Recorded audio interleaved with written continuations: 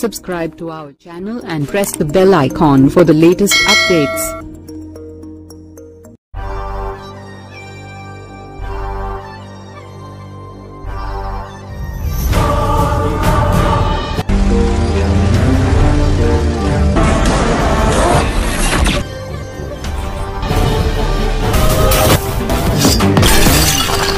We have to get this stopped.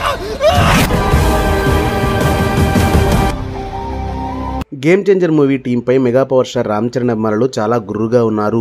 ఈ చిత్రం నుంచి అప్డేట్ ఇస్తుండకపోవడంతో అసంతృప్తి వ్యక్తం చేస్తున్నారు. RRR గ్లోబల్ హిట్ తర్వాత రామ్ చరణ్ చేస్తున్న ఈ మూవీపై భారీ అంచనాలు ఉన్నాయి. తమిళ డైరెక్టర్ శంకర్ దర్శకత్వం వహిస్తున్న ఈ మూవీ ఎప్పుడు రిలీజ్ అవుతుందో కూడా ఇంకా స్పష్టత రాలేదు.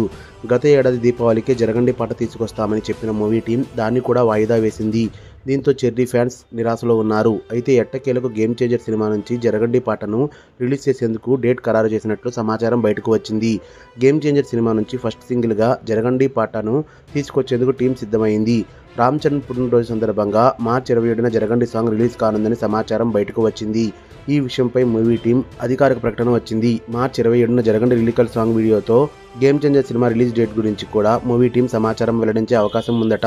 కనీసం ఏ నెలలో ఈ చిత్రాన్ని విడుదల చేయనున్న అంశంపై చెప్పే ఛాన్స్ ఉందని అర్థమవుతుంది. మొత్తంగా రామ్ చరణ్ పుట్టినరోజున అభిమానులకు కానుకగా జరగండి పాట రావడం దాదాపు ఖరారయ్యింది.